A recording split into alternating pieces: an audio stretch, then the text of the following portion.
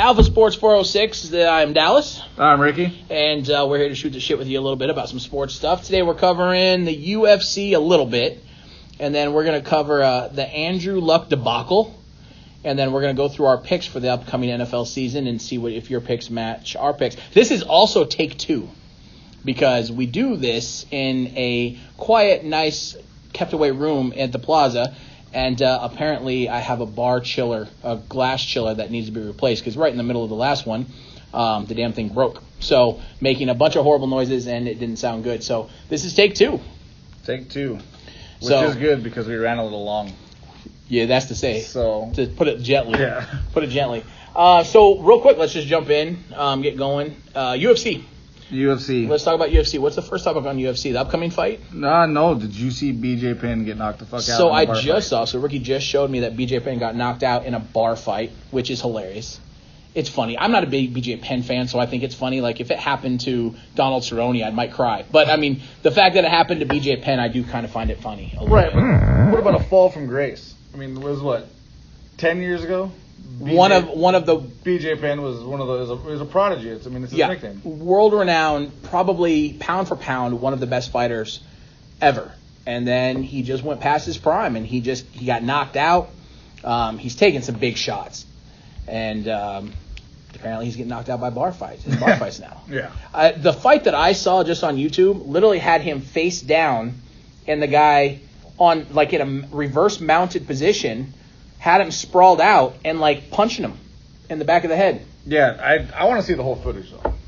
I want to see how he got in that position, and I hope this dude that he fought has a little bit of training or something. Because if that happened just from Joe Blow in a bar disagreement, I'm gonna whip BJ Penn's ass.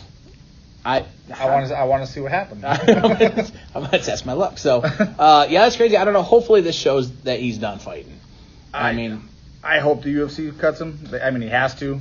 I think they have to. Think they'll cut him, or do you think they'll do a Chuck Liddell, Matt Hughes kind of thing? Force into retirement thing? Yeah, where they give him money and everything else. I don't know. They haven't been doing that lately, but no, I mean, I don't think they'll do a Matt Hughes, Chuck Liddell treatment, just because I don't think they have a job for him. Because at that time, the UFC was hiring all those old fighters. Yeah. They're not doing that anymore because, obviously it's a different company now, but I don't foresee BJ Penn having a role in the UFC, behind the scenes, but they definitely have to cut him. You can't let this guy fight anymore. Nope, I agree. He's lost how many fights in a row leading in? I think he's lost 4 in a row. Now 5 if you count a bar fight. Now 5 if you count the bar fight. That's a low blow.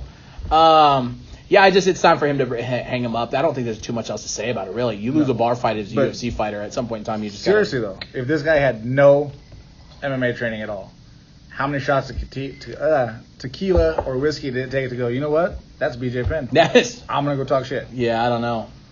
But either way, it's a bad ordeal. And you never want to see a guy get to the point where he's an amazing UFC, like I said, world-renowned, crazy good fighter, one of the best of his generation, and getting knocked out in bar fights. You never want to see it. Now, No. Roger Huerta knocked somebody out in a bar fight. Yes. Knocked somebody out in a bar fight. Yeah. So, because that dude was unhinged. Yeah. He was, but it's just a sad thing. Like I said, I'm not a BJ Penn fan. I don't like BJ Penn at all, actually. I never really have been a big fan of his because it was a big rival with Matt Hughes, and I'm a Matt Hughes fan, and I just didn't really care for BJ Penn much. But you never want to see that happen, and where he's getting knocked out in bar fights and covering up, and it's pretty bad. So yeah, no. Hopefully UFC does the right thing, doesn't allow him to fight anymore. Yeah. All right, moving on. We got big fights coming up. Khabib and Poirier. Champ versus champ. I don't know. I'm not a Khabib fan. I am a Khabib fan. I like Poirier. I hope he can shock the world, to be honest with you. I don't know if he can. I don't think he's got the tools to do it. I don't think he's got the game to do it. I think Khabib is going to take him down at will. And Khabib doesn't have a boring ground game. He's an amazing wrestler, right? That's what he does. It's his sambo wrestling. His wrestling is second to none. One of the best grapplers in the world. And he's not boring. He wasn't boring when he piss-pounded McGregor. And thank goodness, because I hate McGregor. And I know you love McGregor. I love McGregor. You're a McGregor guy, and I'm not. So when I saw that fight, it is instilled. He's not a boring fighter.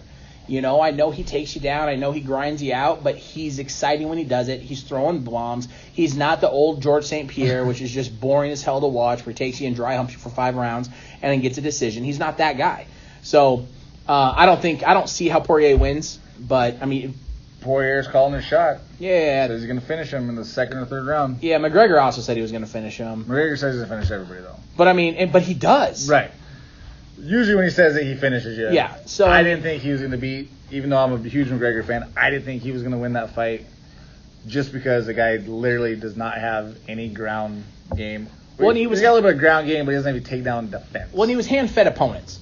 He was hand-fed guy. He's an amazing striker, but he was hand-fed opponents. And the one opponent that he was not hand-fed, ideally, stylistically, he was hand-fed, and Chad Mendes came off the couch on 2 weeks' notice, whooped his ass for 2 rounds, put a beating on McGregor for 2 rounds, right? And then he got tired, and he got exhausted, and then he got caught.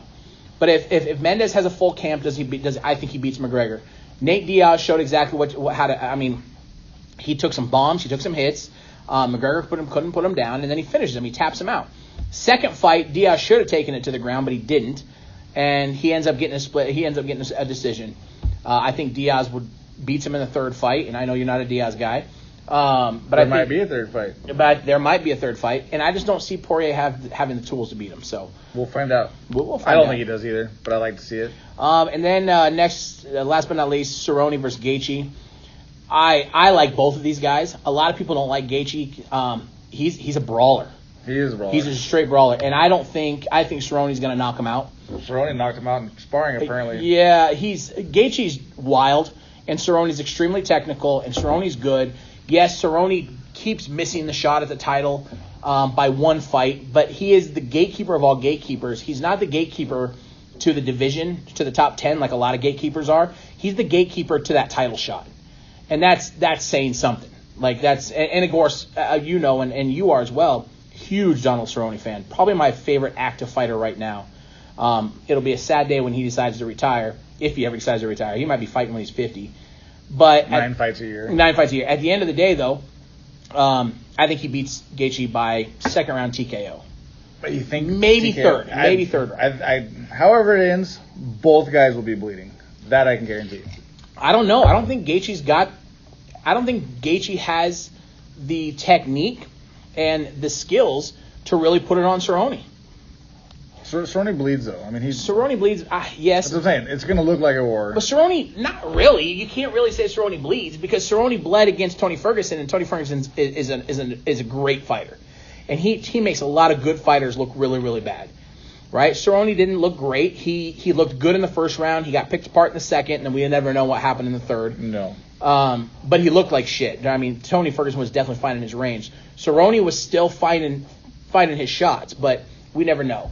But at the end of the day, I don't think Gaethje has the technique to really hang with Cerrone. And I could be 100% wrong. I've been wrong before. But I think Cerrone wins this fight second or third round TKO. So if Cerrone wins this fight, then he gets the title shot? No. Tony Ferguson will get the next title shot. And then after that, I think Cerrone is still going to need another fight. He's got to stop losing the big fights. He's got to stop losing that fight before the title fight. Or the title fight. Are we ever going to see Cerrone McGregor? No. They keep calling each other out? I don't think so. And honestly, I don't. Man, that's a good fight. Yeah. That's an amazing fight. That's a fun fight to watch. That's a tempting fight. I don't know why they wouldn't make that, but I don't think you're ever going to see it. I don't know when you're going to see McGregor again. I don't know either. He wants to fight. Apparently, Nate Diaz. He said he's wanted to fight. No, he does. Because Nate Diaz and a couple other guys have motivated him to want to fight again. Yeah. But here's the deal. The fucker doesn't have to fight. And it's not because of the Mayweather fight, because everyone's like, oh, he made $100 million. He didn't make $100 million. He probably took home $65 million. Still a great chunk of change. But that dude spends money like it's nobody's business. All right. On top of that, he's had plenty of court fees, court problems, everything else. But regardless, the guy still has like the second best-selling whiskey in the nation right now. And in my opinion, he sits there and says these things and teases these things to still be a name, to still sell this whiskey, and to do other things and to make money. It's not just his whiskey. And I think that's what you're seeing. I think that's what you get. I think McGregor is just feeding you a line, and he's going to keep doing it as long as he's making money off his name. And right now, he's still making money off his name. My opinion. His whiskey is pretty good, though. I'm not an Irish whiskey guy. I'm a tequila guy, as I drink tequila. But like, I'm not an Irish whiskey guy. But it's not bad. It's not bad. But yeah, I don't know if we see him fight again. I want to see him fight again. You're a McGregor fan? There's not too many big fights coming up that I'm excited about. No, there's not a lot of good fights coming up. I mean, in all fairness to the UFC, they put on 2 amazing cards this past summer, right? You had the John Jones fight with Askren, and then Amanda Nunes, where she killed what's her name, Holly Holm. Amanda Nunes looks unstoppable. Yeah, I don't know who's going to beat her. And then nobody's going to beat her right now. I don't think anybody beats her right now. No. And then you had, who was the last fight that we had? Cormier and Stipe, and that was an amazing card. It was. So that was a really good card. Speaking of that card, we talked about it last week a little bit about guys missing weight. Costa was on the list of fighters who have been informed that they have to move weight classes because he can't make weight. How's that going to work though? He's literally flying to Australia for the fight of Whitaker and whatever the dude's name is. Right. I can't pronounce. So I don't know if it's now or if he was put on notice is all it said when I was reading it. I still don't think he gives a damn. Put on notice, he has to. Big boy. I'm guessing if it keeps happening, he has to change weight classes. So. The big boy. Something to watch. It's super important to say he didn't miss weight. He did not miss weight. He just weighed in. He weighed more on fight night than he was supposed to. Right. He didn't miss his weight. So a lot of good things in the UFC. Like I said, not like you said, not a lot of big fights coming up, but the fan favorite fights are going to be there. The Khabib fight's there. Khabib is getting more attention. Poirier can't really sell a fight. I don't think his name sells a fight, so I don't think that UFC card. And that's the only good fight on that UFC card. Unless you're a super diehard fan and you really know a lot about it. And I honestly don't know a lot about the guys that are coming on that card. The Gaethje Cerrone fight, that's a fan favorite fight. That's a fun fight to watch. But again, it's the only fight on that card that's really worth watching. You know, so. Well, that's the problem with having 4 cards a month. You can't have. I mean, every card is not going to be stacked. Yeah. And I think going to ESPN Plus has really hurt viewership. It's 100% hurt viewership in the last one, but this past one it did not. Right. I mean, ESPN made a shit ton of money on this last one. That was a huge card. Yeah. I think it hurts those small ones. Those small to mid fight cards. It absolutely hurts those. Yeah, and luckily they were smart enough to put those fight nights just on ESPN and not on ESPN Plus. Yeah. I mean, hopefully they find a reason for it. Right now, the UFC just looks money hungry and greedy, and it's kind of pissing a lot of people off. But I don't know. Who knows? We'll see. But in their defense, if you got a big channel like ESPN comes at you and says, here's a check. We want to be the only place you can watch your product. Well, in all honesty, why wouldn't you do it if it's working? I mean, you're still making money. They're making money. They're making a shit ton of money off these things. So they're not going to do it until people start boycotting. And I'm not sitting here saying go out and boycott this and everything else. I'm not saying that by any means. I'm just saying they're not going to do it until they see ratings. They're not going to change anything until they see ratings dropping right now. And ratings aren't going to drop. And they had, especially with those cards, those 2 cards are phenomenal. So and that might be a strategic thing that they've done too, is put 2 amazing cards together to really push that ESPN thing. Who knows? I don't know. I'm not a genius. I don't know about this shit. Your big cards are going to make up for your small cards is probably how they're looking at it. And the ratings aren't going anywhere. People love drinking beer and watching people get punched in the face too much. True. I, myself, am one of those guys. True. So, all right, moving on. Anything else in the UFC you want to talk about? I got nothing else. I don't think so. I wish I had more. There's some boring stuff coming up in the next couple weeks. There's definitely some boring.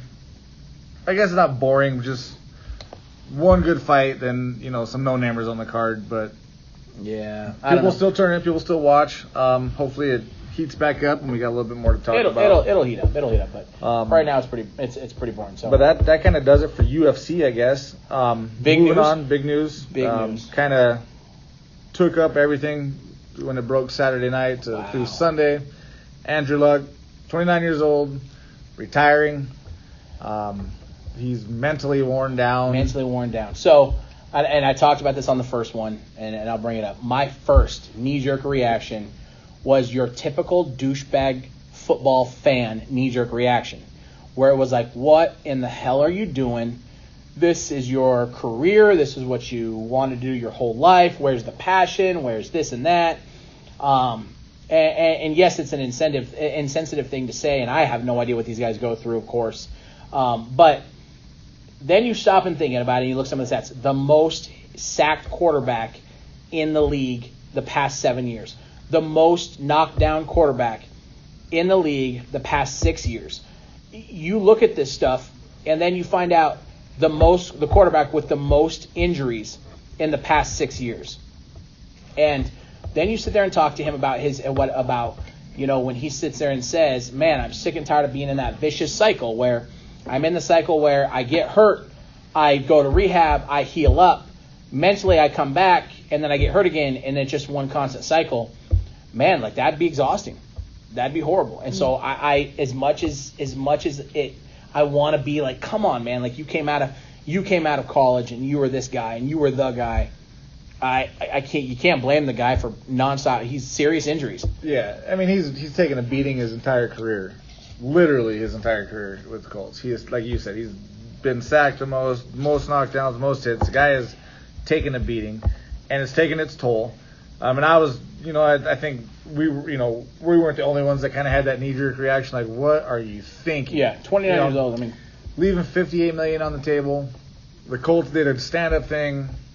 They don't want any of his signing bonus back, and they're also letting him walk away with like $24 million or something like that of the rest of his contract. Yeah, the Colts did something special. I mean, they realized what he meant to their organization after Peyton Manning, but then once you get past that knee-jerk reaction, you have to think. You see all these guys with these concussion problems, and you see these guys later, when they're past their playing days, when they're getting to 50, 60 years old, they can barely move. Quality of life. You're always in that cycle of injuries and rehab. That affects your life. You're at home. You can't do much with your family. Mm-hmm. You can't go on vacations type deal because you're always rehabbing. You're always hurt. And I think that shoulder injury where he missed time, I think that's what really took it out of him. I think last year he just didn't quite get that joy out of the game. Yeah, he'd had previous, which he had a great year. So he had a phenomenal year. But I think that to me, just looking at it, from our point of view, that has to be it. That was kind of it. So now, question, and I asked you this before, and I know how you're going to answer, but I think it's important to go over this. Is he rated a bust? Absolutely not. And I think he is. I think he's rated. You don't come out number one pick, most touted quarterback since John Elway. I mean, you don't come out and get this brand on you that you are this amazing, upcoming, phenomenal, holy shit, you are the guy, and give 4 good years out of 7 and not get labeled a bust. You got to remember, yes, he's played for 7 years, but you weren't late.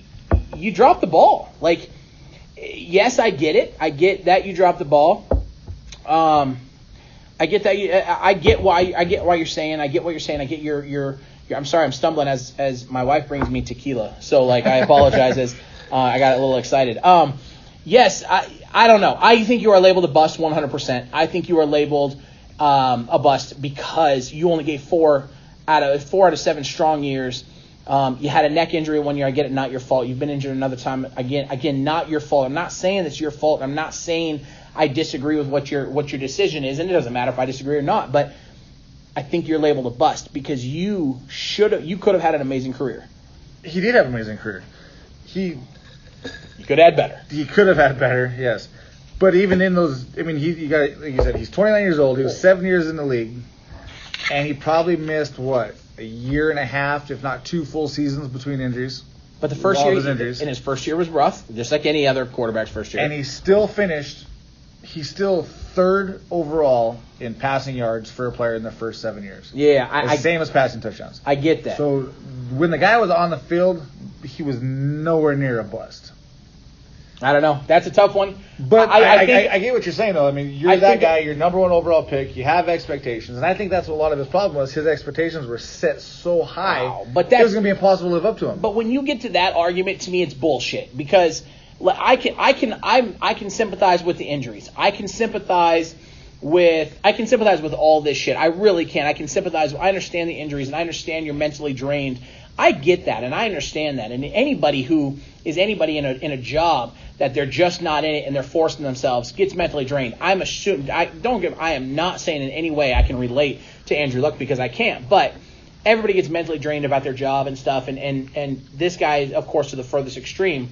He's also getting mentally drained while earning $24 million, so definitely not anything like my situation. But I don't want to hear this, your expectations were set, the bar was set too high, the expectations were set too high, because at no point in time did you ever hear any argument from him about him. He was, hands down, the most touted quarterback coming out of the league, or coming out of college, since John Elway, probably John Elway. I don't agree with that statement. I don't agree with that. I think that's kind of bullshit. I think that's a cop-out. I think he didn't just – I just don't think he just lived up to potential. I don't think he had all this pressure, and I don't think this – those guys have an obscene amount of pressure, whether you are drafted in the first round or drafted in the third or fourth or sixth round. They all have an obscene amount of pressure to perform and do their job and contribute to their team. And I don't think that you can make that argument. I don't see that argument. Oh, you definitely can make that argument. I just don't. I don't see it. You're saying he's a bust because he didn't do this, he didn't do that. If he was just your other, first round draft pick, first overall, and no one said anything about him being that next big thing, the most pro-ready quarterback since John Elway, blah blah blah. If no one ever said anything about that, and the guy had that kind of career, you wouldn't be talking about anything about not living up to the hype. But he didn't have that kind of career. He didn't perform his overall career. He is not walking away a Super Bowl champ. He's not walking away an AFC champ at any point in time of his career. I think he's won 3 or 4 playoff games in his career. The guy has not done anything in the league. And when you are touted as you are regarded as highly as he was, you are expected to perform some kind of miracle. And in 7 seasons, he never made it to the Super Bowl. And in 7 seasons, correct me if I'm wrong, he's never made it to the AFC Championship game. And so when you're sitting here saying, when you're being told you're this phenomenal guy, this guy's gonna be amazing, he's gonna break records, he's gonna be amazing, then you not only not make it there, but you retire because of the mental pressure that's been put on you. I just don't see it. That is where the argument I think you and I see differently is. I think that's a bust. I think it's 100% a bust when you can't perform to the task. And he didn't bring anything to the Colts. I think the Colts gave him a gift. I mean, by not asking for his money back. You did not perform the way you were expected to perform. You had 7 seasons to perform. You had 7 seasons to at least reach the AFC Championship game, and you couldn't do that. And now, granted, this year they looked good. They were looking good. Their defense was looking good. They had some studs coming out, but you couldn't get the job done. You don't waste the number 1 pick on anything, especially when it comes to a quarterback, on anything that you're not expected to produce right away. And in 7 seasons, you couldn't produce an AFC Championship game or even get there. So that's my opinion. We will agree to disagree on this one. We will agree to disagree because I think it's 100%. I think he might not be labeled a full-on bust, but I mean, don't get me wrong. He's not Jamarcus Russell bust, right? He's not Ryan Leaf bust, but he has as much qualifications almost as those guys do coming out of their season. Jamarcus Russell never made it to an AFC Championship game with the Raiders. Either did Andrew Luck with the Colts. And of course, he didn't go to the Super Bowl. Either did Andrew Luck with the Colts. So yeah, but Andrew Luck could win more football games with his eyes closed than Jamarcus Russell could do with an all-star team. Yes, but Jamarcus Russell wants to play football. Andrew Luck doesn't. And I think that's it just drives me nuts. And now I'm becoming more the asshole as we talk and as this argument on. I'm becoming more the asshole who he gave up on football. I get it, like I understand, but in my opinion, labeled as a bust.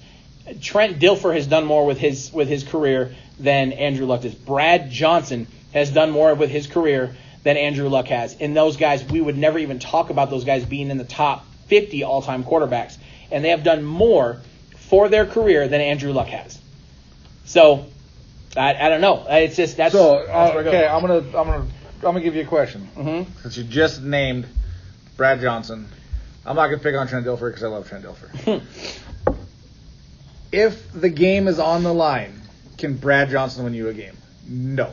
If the game's on the line, can Andrew Luck win you a game? Yes. You don't know that. I do know that. I watched Brad Johnson's entire career. He was not a good quarterback. He wasn't. He has a Super Bowl win. His defense gave him a Super Bowl win. Has Andrew Luck played on a team who's with a better quarterback, like Eli that? Manning or Andrew Luck? Andrew Luck, hands down. I mean, you can't say that. I can say that. Eli Manning has 2 Super Bowl wins. We'll never know. With the defense. We'll never know. Because Andrew Luck buckled under the pressure of what his job was. He essentially he busted. He did not buckle under anything. Oh. Name anybody in the first 7 years of Andrew Luck's career. Give me 5 players that he played with. Andrew Luck? Yeah. T.Y. Hilton. I want big name playmakers. Well, I mean, give me big name playmakers that Eli Manning played with. I can rattle off names off the defense that got him Super Bowls, his wide receivers, his running backs. Mm-hmm. You cannot do the same thing with Andrew Luck. Up until the team they were building now was going to be legit. That defense is coming around. That defense is going to be one of the top 10, 15. Yeah, their defense was good, and their defense will still be good. They had a shot. But for all in all bust, you cannot call Andrew Luck a bust. Okay, so I understand what you're saying about not living up to the hype of the number 1 draft pick? Yes.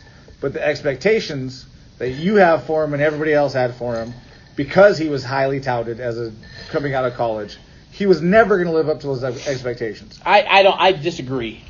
How can you say he was never going to? We're not saying that. If he would have played this year, if he'd still be playing, we would not be saying Andrew Luck is never going to live up to the expectations. Oh, I've said it since it came out that he was never going to live up to those expectations. I don't know. Because I disagree. When someone hasn't even played a down in the NFL, you cannot say that this guy is the second coming of a Hall of Famer. I mean, you just can't say that because you don't know. I think, and again, we're going to agree to disagree on this one. I think Andrew Luck can be partially labeled a bust. I get your point of it being not full-on bust, but again, he has done just as much in his career as a lot of people have. He will not make the Hall of Fame because there's no way. I don't think there's any way he won't make the Hall of Fame. There's just not enough. Because he's a bust. Because he busted. To go off. Because he busted. He did not bust. He busted. He didn't bust. All right, moving forward. Let's. It's at the end of the day, though. I will say it's very sad. I wish he wouldn't have. Fell yet 11. I think he has a lot of potential. He's a very good quarterback. Now there is a rumor though. Yeah. There's a rumor that he might be that he retired from the NFL to go play for his dad in the XFL. That'll be funny. I would just laugh. So, I'll tell you what. If he retired from the NFL to go play in the XFL, regardless if I'm gonna be an XFL fan or not, I will drop my stance on Andrew Luck not being a bust. Because if you just full-on retire from the NFL to go play in a different league, goes back to that knee-jerk fan reaction. This is a bitch move. Yeah, this is a dick. That's a dick move. But who knows? We'll see. I don't know if there is anything behind that, but I do think it would be funny. I do think it'd be funny. I don't be care. That big name the XFL might need. And I think the XFL is going to have a few big names, but I will see. I mean, they do have some restrictions, though. I mean, unless they've lightened it a little bit, I don't know if you saw that. You cannot be convicted of any crimes to play in XFL. Yeah. Okay. So here's a question, and let's leave because we've already agreed that we're going to leave politics out of this podcast and out of what we do because we are both very strongly one-sided in political views. Right. Yes. So, do you see Colin Kaepernick in the XFL? No. You don't think so? No. Now, for one reason only. Okay. I don't see the NFL or the XFL, judging off of what I've been following so far, willing to pay what he's going to want. Yes, because let's put all the politics aside, right? The American Alliance of Football, whatever it was, they went to him. They wanted him to play. He wanted $20-something million a year. Yeah. You're not that good, bro. Yeah. You don't deserve that kind of money. Yes. So again, let's leave politics out of this because we've talked about this, and you and I have very strong stances about this, and they're very similar stances about it too. Yes, Andrew Luck, Colin Kaepernick. Let's keep in mind this motherfucker. I can't find a job. No one wants a quarterback that's been out of work for 3 to 4 years. Okay. B, on top of that, you quit your job. You didn't get released by the Niners. You quit. You forced their hand. You denied your player option. Yep. And you quit. You left. All right. For the 15 people that's going to hear this one, and I would love for everybody to hear it, Mars. Colin Kaepernick left Football. Football did not quit on Colin Kaepernick. So, he's also been asked to come in and try out. He's also been asked by other organizations. He's been offered jobs. If you love football, why wouldn't you take the AAFL? If you love football, you are offered Canadian Football League. You've been offered jobs in football, and you don't want to take them. Because he still has it in his head that he deserves over $20 million a year. And he got fucking benched. I apologize. I know I'm trying to cut out cussing on this because the first one's a little out of control. You got fucking benched. You got benched. You sucked it up, right? And you were a one-trick pony. You were not a good, efficient passer. You were not an efficient passer at all. You were beating teams with their legs, and defenses, coaches in the NFL are too smart for that shit. Right. And they will beat you, just like they beat Michael Vick. Just like to beat Colin Kaepernick. It was that first year, or whatever, first or second year of him playing. I think it was his first full year as a starter, I think, whatever it was, when they went to the Super Bowl. That wasn't a case of you being really good. Mm-hmm. That was a case of teams not fully knowing how to prepare for you. Yes. And what you're going to bring to the table. Exactly. You gave these coaches who, these are some smart dudes. You give them enough time to figure something out, and they're going to shut you down. Because Russell Wilson and Colin Kaepernick exploded the same year. And I had a buddy at work who was telling me all this praise and everything else. I was 50-50. I had said Russell Wilson and Colin Kaepernick will not be starting for an NFL team in 2 years. I was right about Colin Kaepernick. I was wrong about Russell Wilson, and I've openly said I've been wrong about Russell Wilson before. I was wrong about Russell Wilson, but I was right about Colin Kaepernick. He does not have the arm to keep defenses honest. And as soon as you force Colin Kaepernick to throw, you win the game. And I think that's pretty solid. Right. Well, and then they've proven to be two different quarterbacks. Yes. Colin Kaepernick would get rushed out of the pocket. He's not looking to throw the ball. Now he's just turning into running, and he wants to run. Yeah. Russell Wilson, he never wants to run, it seems like. He runs out because he has to. He had the lowest rushing yards in his career last year. And he had 34 passing touchdowns. Yeah, and how many of those were on the run or outside the pocket? Exactly. Because now he's using his mobility, extending the play, still looking to throw that ball down the field. So, but no, I do not see Colin Kaepernick playing in the XFL, and it has nothing to do with anything that Jackass has done. It's all because he's going to want too much money. Yeah. And that's the only thing that's going to stop him from playing in the XFL. I agree. Because they might give he might get the phone call, or you see if you're interested. And then as soon as they give him the price he wants or whatever, that's in the conversation. Let's also keep in mind this fact, when people sit here and talk about, he's been out of the league for 3 years now. I think three. I think this might be his fourth. Yeah, I think so. So he's been out of the league for 3 to 4 years, right? This is not the only person that's getting this treatment. Terrell Owens was sitting here saying, "Hey, I'm ready to go," and no team brought him on, right? Chad Ochocinco. Chad Johnson said the exact same thing. Hey, guys, I'm ready to go. I can be a receiver for you. And nobody brought him on. Yep. Right? Why? Because you don't want somebody who's been out of football for that long. On top of that, I'll be honest, the picture that I saw the other day of Kaepernick warming up, he looked out of shape. Yeah. He looked very soft around the stomach. He was always in phenomenal shape. He was in amazing shape. He was a physical quarterback.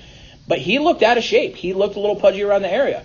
And you don't want somebody is not going to sign a backup quarterback that if they're thrown in who's been out of football for 4 years. No. You just don't want it. Same thing they don't want to sign. I mean, Dez Bryant is losing any kind of marketability he has because he's out of football. Well, Dez Bryant tore his ACL. He got back into football last year. He did. Saints and tore his ACL. He did. But up until that point, yeah. I mean, he hadn't been playing. People were like, oh, should we bring in Dez Bryant? The Saints brought him in, signed him, and then which I'm not a Dez Bryant fan. But that was pretty shitty. I felt bad for him about that. So, but that anyway, moving on. No Colin Kaepernick in the XFL. I agree with that 100%. I hope to God not anyway. I mean, I do think they're going to give him a call and they're going to offer him some money, and he's probably going to say no. Because it's not $20 million a year, making him look like even bigger fucking idiot than he already is. So, right. Moving forward. Before we move on to our next topic. I'm going to throw a challenge out there. Oh, that's right. I forgot about this. Yeah. I forgot about this. To basically just a weekly pick 'em. We'll take the games every week. You make your picks. I'll make my picks. Yeah. At the end of the season, end of the regular season, where we won't factor playoffs into this. We can come up with a different thing for the playoffs at some point, whatever. But at the end of the season, whoever has the best win-loss record, throwing it out there right now, Winner gets $100. Yeah, I like it, and I think we can even go a little bit further. Let's challenge anybody who wants to listen too. If you email us your picks, I will personally track them for us, and we'll keep everybody updated, just on wins losses. So we'll keep everybody listening. And if you can beat us, cool. If not, I mean, we're pretty educated when it comes to sports. But yeah, straight up $100 against you, I'm down. I mean, I need an extra $100 anytime. You know what I mean? I always need money, and I love taking yours. So I love taking your money. There's no better money than Ricky's money. Let's extend this. I mean, I kind of know a guy, so I mean, you have to. Whoever if you're listening to this and you want to join this challenge, you have to do it every week. I mean, otherwise you're out. It doesn't make sense. This is full 17 weeks. Okay, if someone can beat us. Plaza want to throw in a bar tab for him? Yeah, we'll do a bar tab. What do you want to do? $100? I don't know, it's up to you. $100 bar tab. $100 bar tab. If fuck it, let's go a little bit. A $200 bar tab if you can beat Ricky or you've got to beat Ricky and I. You got to beat both of us. Got to beat both of us for $200 bar tab. $200 bar tab at the Plaza. Done. So I mean, let's just be honest about it. No one's gonna get a $200 bar tab. No one's gonna. And I'm taking your $100. Well, I mean, I agree with no one's going to get a $200 bar tab, but I don't think you're going to beat me. But so in spite of that, right? Game of that. Let's clarify that one more time though. You have to participate every week, all 17 weeks, in order to be eligible for the prize. Sounds good. Because we want every single game. Yep. Sounds good. All right. Now, speaking of predictions, moving from one prediction to another prediction, we got a little bit left in this one. Let's end it this way. Next Thursday, I believe it is. Yep. The first game is of the regular season. It's like my Christmas. I know. It's like I kind of got my love for the game back. Yeah. Last year, kind of got it back to me. Yeah. I was down on the league for a few years. I think a lot of people were. I think a lot. Well, I mean, ratings wise, a lot of people were. So I mean, I'm kind of getting back into it. I'm kind of getting to the point where I used to be just excited for week one. Yeah. I'm there again. So on that. Let's go through division by division. Let's pick our division winners. Actually, let's just rank them 1 through 4 on the standings for each division. Sounds good. We don't have to worry about win-loss record. No. We don't win-loss record. Just how we think they're going to finish in that division. Sounds good. And we'll toggle back and forth. We'll start with AFC East, then we'll jump to the NFC East. Okay. And then vice versa. I like it. All right. I like it. And then let's pick AFC Championships matchups, NFC Championship matchup, and Super Bowl matchup. Which I apparently cannot do. Yeah, I mean, you have to. Because by the end of this, you got to have that game in lock. All right, deal. I mean, I already got mine. I'm not changing nothing. Deal. All right, so let's start with AFC East. We got Patriots, Bills, Jets, Dolphins. We'll start with number 4. Number 4, yeah. Last in the league is Dolphins. I agree. They're a shit show right now. I mean, obviously, we have this in front of us. We're not going to make this up as we go. Yeah. We have it written down already. I agree with you. The Dolphins finishing last. Even if they land Jadeveon Clowney. You struggle with that. I don't know why I want to call him. Yeah, even if I don't think he's going to bring an extra win this year. No. I mean, he's going to make it. I think it's just going to be he's going to force teams to beat him a different way, and I think they will beat him a different way. Yeah, Dolphins definitely finishing last. Yeah. Third place, we differ a little bit. I got the Jets coming in third. I got the Bills coming in third. I don't see. There's a lot of good things coming out of the New York Jets, and I don't like Le'Veon Bell, but I think he's going to be a difference maker. And Darnold, I think, is going to have a decent year. I think he's going to have a better better sophomore year than he did his freshman. I think he's going to have a decent year. I don't think he's going to be great, don't get me wrong, but I think he's going to have a good enough year to beat the Bills because I don't see anything going on with the Bills. I don't think the Bills are on the rise at all. And I think they know that. I think Josh Allen is on the rise, but they're losing. I mean, Shady McCoy is, 31, 32 years old. He's taking a step back. He had a shitty year last year. Their receivers are extremely young and inexperienced. I just don't see, and their defense is nothing to write home about. So, I mean, truth be told, I don't think the Bills are going to be too far behind the Dolphins. If you want to know my honest opinion, I'm with you. I like where the Jets are going.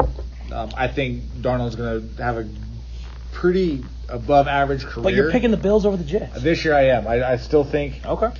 How do you? I just wanted a quick 30-second answer. How do you see the Bills beating the Jets in that division? Because right now, if you take Bell out of the equation, when it comes to who's catching that ball from the quarterback, I think the Bills have just a couple more explosive plays. They're going to make a few more big plays, and that's going to be the deciding factor. Oh, I think that's wrong. But okay. So then, obviously, second place, we flip-flop them. We flip-flop. I got the Bills, you got the Jets. You mean you don't have Patriots number 2? No, I do not have the Patriots number 2. I would love to have the Patriots number 2. I hate the Patriots so much. Unfortunately, until Tom Brady and Belichick are gone, I don't see anybody winning this division. And here's the deal. I don't think it matters if Tom Brady's gone. I think as long as Belichick is in there, right. I think they're going to find a way to win, and I think they're always going to find a way to win, and I fucking hate them so much. Patriots finishing in that division in first place, of course. I agree. Moving over to the NFC East. This is where you and I differ quite a bit on this one actually too. I think we disagree on almost every outcome. Last place, I have the Giants. I have the Redskins. I think Saquon Barkley is going to figure out a way to beat the Redskins' record. The Redskins are a shit show right now. The Redskins are a shit show. They don't know what's going on. They're on the left and right. Their quarterback situation is not good. I have no faith in the Redskins. Yeah, and that one could actually go either way. I'm with you on that one. You could easily flip-flop them. Yeah. I just think the Giants are going to finish last. I think the Giants are going to have 2 to 3 more wins than the Redskins are. Obviously, third place, we just flip-flop them. I got the Redskins, you got the Giants. Yep. You apparently drank too much when you decided to put the Eagles below the Cowboys. So I've got Cowboys in number 2. I got the Eagles. And it's going to come down to a couple games. And to be honest with you, it has nothing to do with me being a Cowboys fan.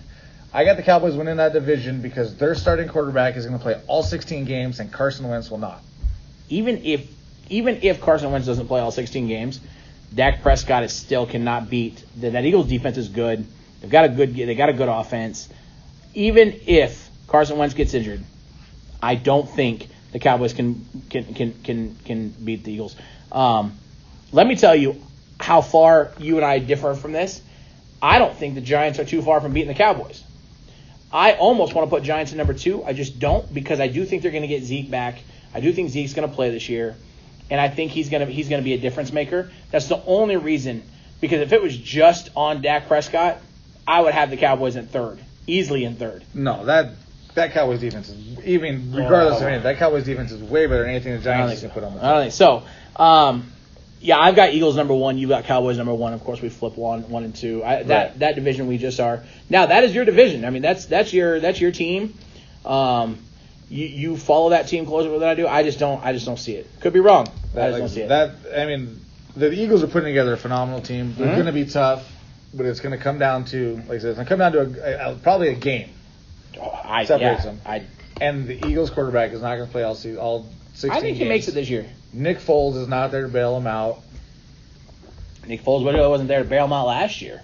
I mean, I think Carson Wentz is going to make it through this year.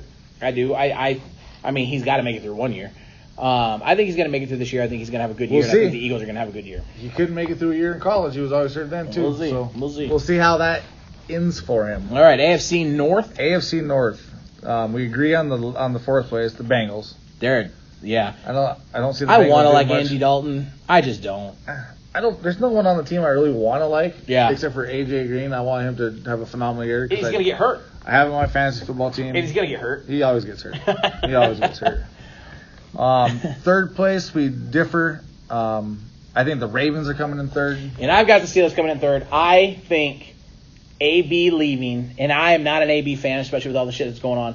I think AB leaving is going to expose that whole offense. It's going to expose James Conner. When I say expose, I don't mean James Conner is trying to be this great running back. I don't think he is. But I think AB being gone is going to expose that whole entire offense for being a sham. When you are AB, you draw 2 guys on defense to protect him, or to guard him, right, and to cover him. And when you don't have AB, you don't have to play it safe. Juju Smith-Schuster or whatever his Smith, whatever his name is, Juju. I'm gonna call him Juju. Juju. He is going to be exposed. He's not going to have a great year, I don't think at all, because he doesn't have AB pulling double coverage to open him up. Connor is not going to have a great year because now they're going to stay. I think you're going to see more stacked boxes because 1-on-1, I think absolutely will get Juju will shut down Juju a little bit. He might have a good year, don't get me wrong, but he's not going to have an amazing year. No, and then not. I think it's going to expose Ben Roethlisberger for being exactly what I think Ben Roethlisberger is, and that's an average, maybe slightly above average quarterback. So I think AB is the piece of the puzzle. I also think Mike Tomlin's an idiot. Right, so you think Antonio Brown is that good that he made the Steelers? Or is this going to be one of those cases where the guy's just not going to be the same because he's playing for a different team? I don't know. So don't get me wrong. I don't know if AB is going to have as good a year. I think they've got the weapons. I like Derek Carr. Was Antonio Brown the numbers machine he was because the Steelers were force feeding the ball, and he had the big arm of Ben Roethlisberger to launch it down the field? The Steelers absolutely force fed him the ball, which therefore still opened up Juju under the across the middle. I'm not saying that Juju's gonna. I don't know if AB is gonna have as good a year in Oakland. I think they're gonna really try to get him to have a good year in Oakland. But I don't think the Steelers can get without AB. I think that offense gets exposed. Even without AB, I got the Ravens coming in third because I trust Ben Roethlisberger a lot more than I do Lamar Jackson. I mean, that's a good argument. Defensively, it's a good argument. Both teams are probably pretty even. I mean, they both got pretty decent, stout defenses. Yeah, I think Lamar Jackson's going to have a decent year. I don't know why. I trust Roethlisberger more than I do Lamar Jackson. Lamar Jackson and that's like and a it's second a good, running back it's on the field to me. It's a very valid. So that's why that's my argument for having the Steelers finishing second. We both agree Baker Mania is winning. Baker Mania. I'm all about Baker Mania. Dude, I love Baker Mayfield. I was about Baker Mayfield in college, and I'm about Baker Mayfield in the pros. I love that he doesn't give a shit. I love the fact that he called out the Giants for drafting Daniel Jones when he's like, what the hell are you doing? I'm a Baker Mayfield fan. I'm a diehard Buccaneers fan. I'm a huge diehard Buccaneers fan, and I always will be. Ever since 1996 when Allstott came out of Purdue. But Baker Mayfield makes me want to love the Browns. And I just love it. And if you're not a diehard football fan and you don't love Baker Mayfield's intensity, something's wrong with you. Right. And I'm with you. I'm a huge Cowboys fan, as everybody knows. Been a Cowboys fan since they drafted Emmitt Smith. Yep. But I'm loving what the Browns are doing. Yeah, I love Baker Mayfield. Absolutely. I'm probably going to watch every single game I can of theirs this year just because of what they're doing. And it's on both sides of the ball. I agree. Defense is going to be a lot better than they were last year. I agree. And they made some big plays last year. Yeah. But this year they're going to be even better. That defense is going to be scary. That offense, I mean. Oh, that offense is insane. You got Nick Chubb, who came on late last year. Yep. I mean, was running the ball great. Yep. Looked like he was getting back to that college form. Yep. After 8 weeks, you get Kareem Hunt. Yep. So you got two running backs who could carry that entire load. Yeah. You have a huge stud up-and-coming tight end, David Njoku. If you don't know David Njoku, just Google his or YouTube his highlight reel. He's amazing. He's an athletic freak. Yeah, he's a physical specimen. He's still learning how to play the game. Yeah. He's a basketball player. He's just learning how to play the game. Yep. Then you get to wide receiver. You got Odell Beckham Jr., Scary. Jarvis Landry. Scary. You want to know what these two dudes can do together? Go back and watch some LSU tape. They didn't even have a great quarterback at LSU when they played. And they play like the Smash Brothers of hockey. They love to have fun out there. You're going to see an exciting offense. And they feed off each other. Yes. So if Odell Beckham Jr. makes 10 phenomenal plays in a row, that's making Jarvis Landry that much hungry to do something. And vice versa. Odell Beckham's going to feed off Jarvis Landry. If Jarvis Landry's making plays, now Odell wants to make a big play. And it's going to be exciting to watch. And it's going to make Mayfield just look like an absolute stud. I think Mayfield's going to have a great year. Okay, I'm jumping over. Oh, here's a quick question for you on this. This question was brought up to me the other day, and it's a legit question. Does Mayfield hit 50 touchdowns this year? Does he hit 50 touchdowns? Let's ask this. Does he hit over 40? I said he hit over 40 and under 50. I think he's going to hit the 42, 43 range. Yeah, I'm probably with you. Between that 40 and 50 range. He's got too many damn weapons. The only reason why I don't think he quite hits 50 is because they're going to lean on that running game a lot. Sorry, the running backs are going to get a lot of touchdowns on the ground. Yeah, I don't know. But, maybe not. Maybe they just decide to just air it out all the time. Let's see. I think he's got the potential to. Jumping over, NFC North. We agree. We agree on the Lions. Lions are coming in last. We agree on the Packers in third. I love Stafford. I love Stafford. The Lions will not do that dude any favors. I love Stafford. If I could go in the NFL league and just hug one person and tell him it'd be okay, it would be Matthew Stafford. The guy gets no favors from his organization. And he gets no love. And the guy's a great quarterback. He's a very, very good quarterback. Any other team any other team, he would have a career. But the Lions have just shit the bed every year with him, and I don't get it. They don't give him a stud wide receiver after Calvin Johnson left. They don't give him a running back. They don't give an amazing offensive line. But to be fair to Matthews, or to kind of back up the Lions for a minute, it's not just Matthew Stafford they do this to. They've done it to everybody that's ever played for the Lions. They refuse to do anything for their players, to build anything around a star player. Yeah. All right, moving on. We both agree the Packers are finishing third in that division. I think Aaron Rodgers is going to be exposed as a troublemaker this year. And I mean, if the reports are true, him changing plays in the huddle last year and doing this and doing that. Now, let real quick on that, and let's just touch on this because somehow this is running long again. Real quick on that. Brett Favre came out and said that Aaron Rodgers was a punk. He came out and said he did not want Aaron Rodgers to touch the ball because he is a horrible teammate. He's not a good teammate. He's not someone who cares about the organization. He only cares for himself. And then now, 10, 12 years later, you hear all these reports. Apparently Brett Favre was right. And I'm a Brett Favre fan. If you heard the podcast last year, I think I put him at number 2 or number 3 in my all-time. And apparently he's not wrong. So I hope Andrew Rodgers implodes this year and fucks up the organization even more. Yeah. But I don't have too much. I mean, I still think the Packers are going to have a decent season. They'll be okay. I think they'll be okay. I think they're 8-8. And I think they're third place, and it's not because of Aaron Rodgers. I think it's just too much uncertainty. First year head coach. They're in a tough division. They're in a tough division. They have a lot of questions on defense. I have the Vikings coming in second place in this division. I have the Bears coming in second place, but this is a very, very close 1 and 2. It is a half a game or even the same record, and it goes to a tiebreaker. I think the world of the Vikings this year, and I think the world of the Bears this year. I think Trubisky's going to have a very good year. I think Kirk Cousins is going to have his best year as a pro this year. And then both defenses are mean. They are. They're both stacked with talent. The reason I put the Vikings above the Bears on this one is because the Vikings have a better all-around offense. And so I do think they have a better offensive line. They have 2 stud wide receivers. They've got a very underrated tight end in Kyle Rudolph. And you've got Dalvin Cook. And if Dalvin Cook stays healthy, I think if they can lean on him even a little bit, I think the Vikings could be a contender for NFC championships.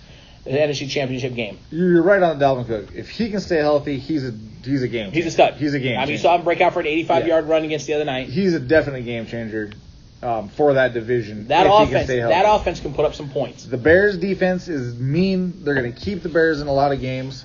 I think Mitchell Trubisky is going to take another step forward in his career. He played pretty good last year. Played good. This year, I think he improves a little bit more. I think he plays very good this year. So I got the Bears winning that division.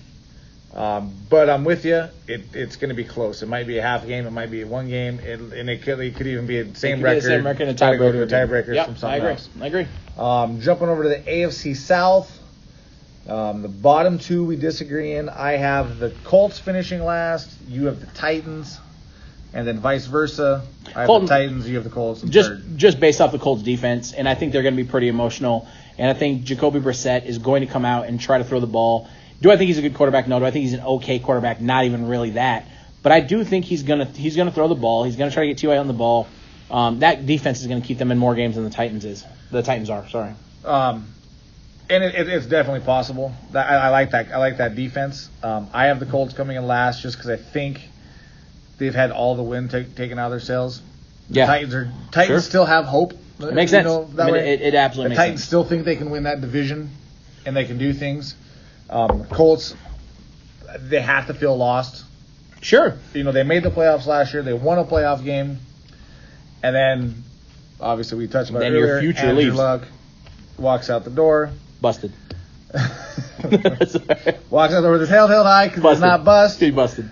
Second place, we both have the Texans coming in second place. And this angers me because I want to see the Texans be in the first. I don't think they're going to get there. Lamar Miller hurts them. I still think there's too many question marks on defense. Health-wise, because question marks on Deshaun Watson. It seems like they always lose somebody on defense. Yeah. Deshaun Watson's still trying to prove that he can be that guy. And I like Deshaun Watson. I really do. Lamar Miller hurts. Duke Johnson is going to have a huge role on the team, I think. He's going to have a huge role, which is why I drafted him. I think he was going to have a huge role on that team with Lamar Miller. Well, Lamar Miller being out now. Now with Lamar Miller gone, he's going to have an even bigger role. Yep. Well, he's going to become one of the biggest safety nets in the league with Deshaun Watson. Because the guy's a phenomenal receiving back. Yeah. And you still have one of the top 3 receivers in the game in DeAndre Hopkins. I mean, with DeAndre Hopkins, you're always one big play away from a touchdown. Yeah, I mean, I think I compare DeAndre Hopkins. I've always called DeAndre Hopkins the modern day Randy Moss. You can throw. He's very fast. He's lengthy. He can go up there. He can catch the ball. He can out jump you. He likes those big plays. I think he's very comparable to Randy Moss as a player. So I think highly of him, and I think highly of Deshaun Watson. I think the guy's got a cannon. He makes plays. I think you're going to find Deshaun Watson scrambling a lot, dumping it off to Duke Johnson, and Duke Johnson thrives in those roles. You also have Will Fuller come back, and he's a very good second wide receiver. He is. He's got to stay healthy though. He's fast as hell. He's got to stay healthy. So obviously we have the Jaguars winning the division. I think that defense is going to take a step back to the dominant ways that they had. Yeah, I actually hope. Ago. I think they have just enough on offense right now. They still don't have any great wide receivers. They don't. They got receivers that can make plays. Yeah. I still have the Jaguars winning this division without Nick Foles. Well, they did it once before on solely the running game. Yeah. And I think if Fournette can be serviceable, if Fournette can get 10 to 12 touchdowns and 1,200 yards rushing, which I think he can, he's got to stay healthy. And that defense plays, then I think they could be a force in the AFC. But yeah, like I said, if they still have Blake Bortles, I still think they win this division because I think that defense is coming back. Yep. Jumping over to the NFC South, Ooh. This division is ridiculous. It's hard to judge. I think this division could have 3 playoff teams in it. Yeah, it's going to depend. And that's very hard. It's going to depend on how the rest of the conference goes. I legitimately feel they can. So we both have Falcons coming in 4th, which I think is going to surprise actually a lot of people. You and I both are not sold on Matt Ryan. Even though, yes, he had a good year last year. He really did. He has a great year every year, it seems does. like, but there's just I'm not a Matt Ryan fan. I haven't been a Matt Ryan fan his entire career. I agree. I'm even less of a fan now. I don't know whose fault it was. The head coach, his Super Bowl. You can't lose a game when you're up 28-3. I mean, I don't care if it's Belichick's fault. I don't care if it's play calling. What's going on? Well, if you're that guy, if you're that franchise quarterback, and your coaches are calling these vanilla plays, you got to go to them like, guys, you got to change yourself. You have to be that. You have to be that leader of that team. We talk about this every year, and this is a little off topic, and I know we're a little crunch for time. How the hell did we run so long? But I despise when teams get up and then they play it so safe that you allow the teams in, which therefore builds momentum. Which, and if you don't think in the NFL that these Neanderthal crazy ass athletes build off momentum and build off emotion, you're insane. Momentum was the majority of the game. You build momentum, you allow them back in the game. At that point in time, the momentum is built, and they find the way. Because you are too much of a pussy just to call a couple more passing plays and attempt to score one more time. Yeah. You couldn't you couldn't go with what was working. You're up 28-3. Stop just running the damn ball. Your defense is playing lights out. And your offense is making plays. And you give it away. It happens all the damn time in the NFL, and we always talk about it.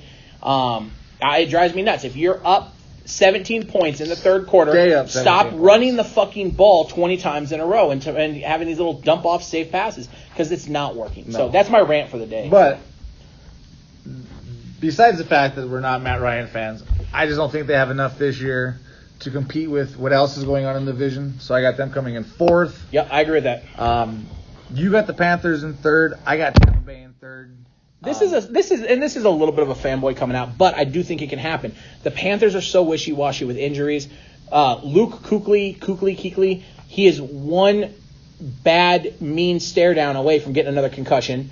And it's not feasible to think that he's not going to be at some point in time get injured. It's not feasible to think that Cam Newton is not going to get injured. He hasn't been injured in the preseason game. Right. He plays too recklessly. He is not, and I love Cam Newton. Holy hell, I love Cam Newton. I wanted to see him win a Super Bowl eventually, but I think his time has passed. I think his opportunity is gone. He is not a winning quarterback in the NFL. He can get it done. Yes, he's going to win you games, and he can. And I love the shit out of him. I love the shit out of him. But he's going to get hurt. He plays too recklessly. And he's too big to be play like he does. Yeah. Yes, I get it. He's a linebacker and he runs the ball and he's fast, but that doesn't mean he should be doing that. No. And he's doing that, and you run. So I got the Tampa Bay coming in third, and the Panthers finishing second for this reason only. I think Tampa Bay is dangerous, and they're a year away from being dangerous. I mean, I think they got 1 year under Bruce Arians with this offense, and building the way he and these guys learning how to play a full year under him. So with that combined with the fact that the Panthers are so up and down, they were down last year. Yep. I think they're going to have a pretty decent year this year. And that's all it is. And this could be one of those races where it comes down to a half a game difference between second and third place. Yeah, well, I think Tampa Bay is definitely on the rise, and I'm a huge Tampa Bay fan. But I think Todd Bowles has got that defense looking good. There's zero room for wide receivers to work right now in the preseason. His defense is shutting down wide receivers. There's zero room for wide receivers to work, and his defense looks mean.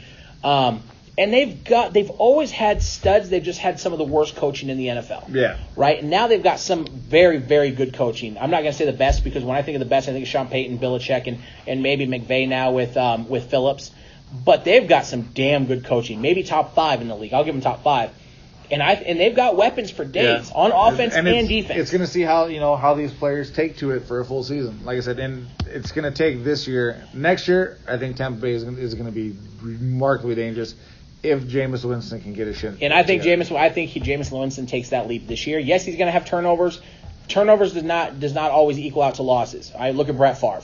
So I think Jameis Winston is very Brett Favre-esque. I think he's going to have some turnovers, but I think he's going to win a lot of games. And holy hell, does he have a lot of weapons? If one of those running backs can come out as serviceable, you're gonna see some points scored from Tampa Bay. Yeah. All right. And I apologize. We're gonna have to just bust through the rest of this. Yeah. We're running long again. Number 1, we both have New Orleans. I think they're going to come out. They're going to play pissed off. And they very well might. I mean, they're going to play on fire. They're mad. They believe they were wronged. That they're owed. And they kind of were. Yeah, they were. That was probably one of the worst blown calls I've ever seen. They kind of were. They're hungry. They're mad, and they're going to play that way. I think even though Drew Brees' mean face is probably still like one of the nicest guys in the world, I think he's going to come out as a fucking animal this year. I agree. And I think Sean Payton is going to come out as an animal. And Sean Payton, in my opinion, is one of the top 2 coaches in the league. I think Belichick is number 1. I think Sean Payton is number 2. McVay will get number 3. And so when you pair Sean Payton with Drew Brees, with Alvin Kamara, and now you have the defense coming together and playing like they have, I think New Orleans is going to be scary good. And you're riding that emotion where you believe you were wrong. I think New Orleans is going to be scary good. So I 100% have them number 1. All right, let's jump over to the AFC West. We both have Denver finishing last. I just don't, as good as that defense is consistently, I don't think they have enough offensively to overcome much. Yeah. They don't. I mean, you lose all your weapons. No, yeah, I agree. Emmanuel Sanders is a weapon. Sometimes he's hurt. Sometimes he doesn't. He plays invisible. I think. I don't know what he does. Well, the running backs are small and shifty. They're going to have a running back by committee, which I never like running back by committees because I think it's harder to get in a flow. It's harder to find things. So, yes, they're going to be serviceable. Both of them will be serviceable at the same time, but I'm not a fan of that offense in general. Third place, I have the Chargers finishing third. You have the Raiders finishing third. Obviously, we flip-flop for second place. I think that's super close, by the way. I like the Raiders this year. I love John Gruden, and I want to see the Raiders do decent. And I like Derek Carr, but I just don't think they're going to find it this year. I think they will find it next year. I think that's going to be super close, and that literally could flip-flop in my opinion. And to me, John Gruden is the deciding factor here. Mm-hmm. I think he needed that. I mean, obviously he didn't need the record he had, but people were writing him off last year. It's John Gruden. He's a hell of a coach. He's going to turn this around. Yeah. And it's that drive that I think he personally has is going to be the deciding factor between the Raiders and the Chargers. He will get it figured out. If you are I'm not even a Raiders fan. I don't like the Raiders. He will get it figured out. He will be a good whether it's this year or next year, I think it's within the next 2 years. We both have Kansas City winning the division. As much as it pains me to say. As much as it pains you. You're not a Mahomes fan. Mm-mm. I like the way the guy plays the game, but they are still the best team in that division. The only person I like on that team is Travis Kelce. I don't like anybody else on that Travis team. Kelce's a stud. Even though he's the slowest tight end in the world. He's the slowest in the world. He's not beating you down the field. But that dude can catch, and he can make plays, and he gets separation because of his route running. He's great. So. But I mean, all up and down the board, they're still the best team in that division. Yep, they're gonna win it. NFC East. This one is out of all the divisions in the league, this one is probably the most lopsided between the top two teams and the bottom two teams in the league. Did you say NFC East? NFC West. Oh, okay. Because you got the Rams, the Seahawks, the Cardinals, and the Niners. Okay, so let's talk about the bottom two. The bottom two, it doesn't really even matter. We're flip-flopped on them, but it doesn't really even matter. Yeah, I mean, I got the Niners coming in last. You have the Cardinals. The Cardinals don't look like they're going to score a point. They don't, and the only reason why I have them in third is, I guess it's just off of like hope. I purposely drafted the Cardinals kicker that they because that they're not showing something. Like there's a part of me. I'm a huge college football fan. Yeah, I actually enjoy watching college football more than watching NFL. Yeah. So there's a part of me that wants to see this college guy come in with that prototypical college quarterback and make it work in the NFL. Yeah. It's never worked before, so there's a part of me that wants to see that happen, but they're not burning anything down. So they're coming in third place. The Niners are finishing last. You have it flip-flopped. The top two teams, we actually have flip-flopped.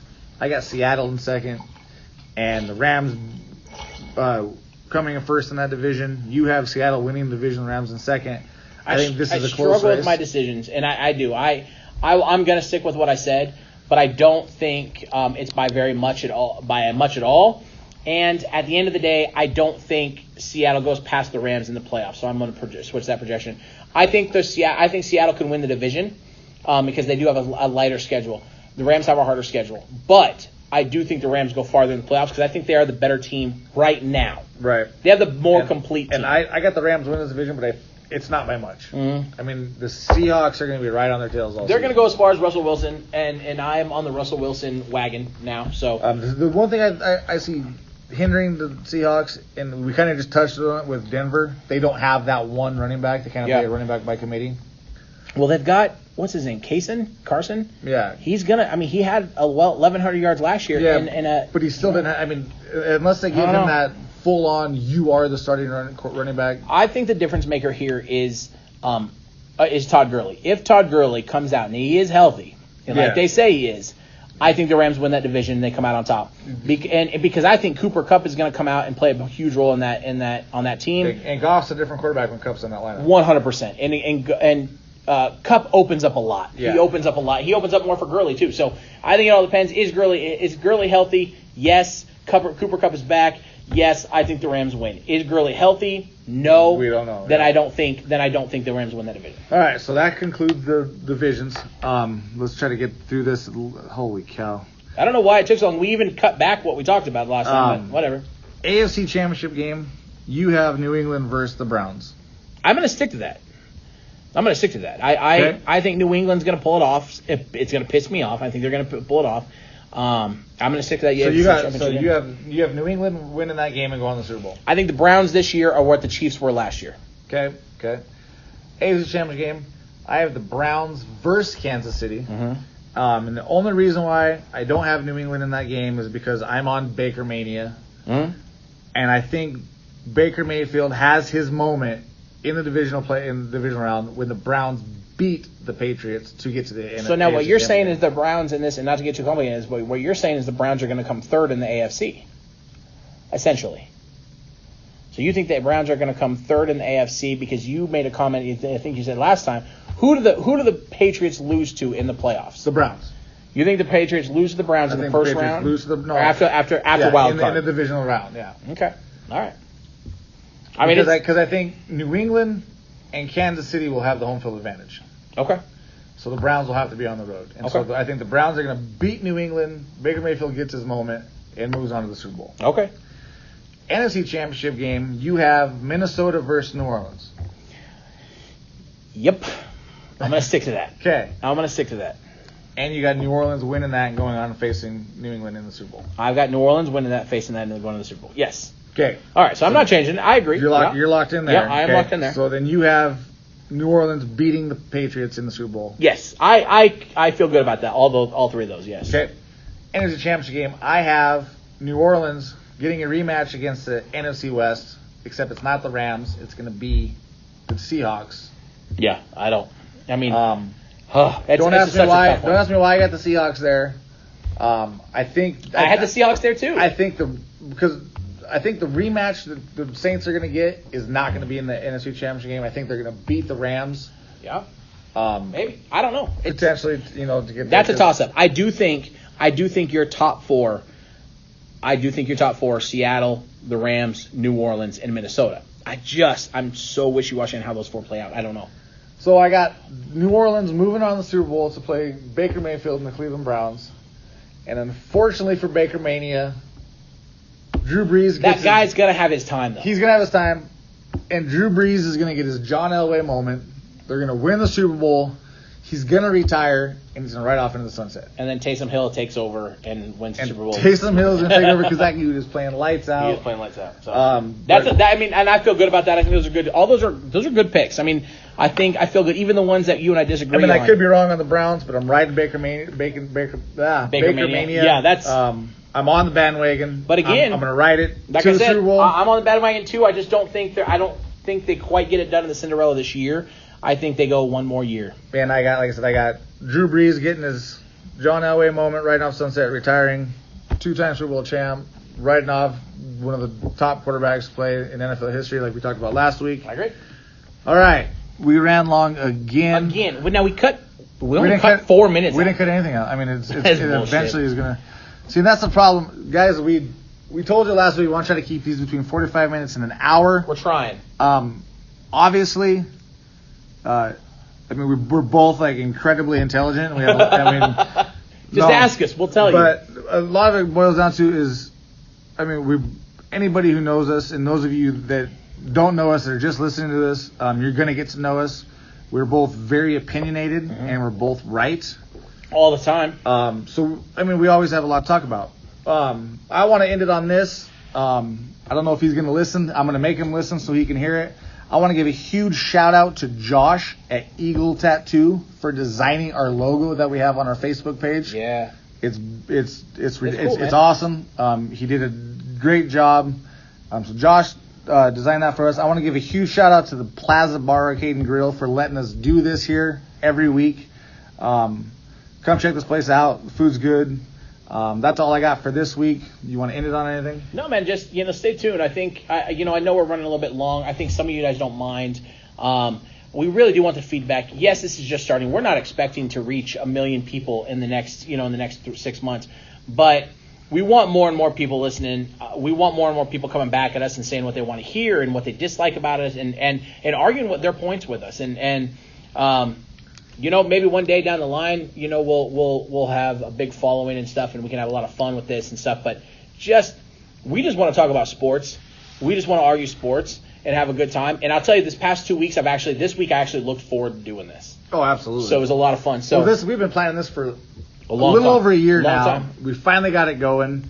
We got bigger, better things coming. Yep. We got high school football starting. We're going to talk about that. I'm actually going to try to make some games, not just talk about them. We will have to absolutely make a couple games. We got college football starting. College football is huge in the state of Montana. Yep. You got that big level. You got Cat Grizz. That next level, Carroll and Rocky. So we have a lot of football in the state of Montana we can talk about. But yeah, guys, get back at us. Email us, alphasports406@gmail. Get a hold of us on Facebook. If this is your second one you listen to, thank you. Yeah. If this is your first one, tune in next week. Tell people to check it out. Like I said, this is going to get bigger and better. We just want to, just get together, drink a beer, whiskey, tequila, whatever it is per week, and just bullshit about sports. So having said that, next week, what are we going to talk about? We're going to talk about, we want to hear your top 3 running backs of all time in the NFL. We'll also be talking about college. Yeah. College football starts Saturday. Technically, it already started. College football actually started. Technically, it already started, but big day Saturday. So we'll cover college football. We're actually going to make our predictions for the college football playoff. The 4 teams we think are going to be alive at the end of the season. We will have our week 1 picks. If you want in on this challenge to possibly win a $200 bar tab to the Plaza Arcade Bar and Grill, if you can beat both Dallas and I You got to participate every week. So tune in next week. We'll have all that. Until then, peace.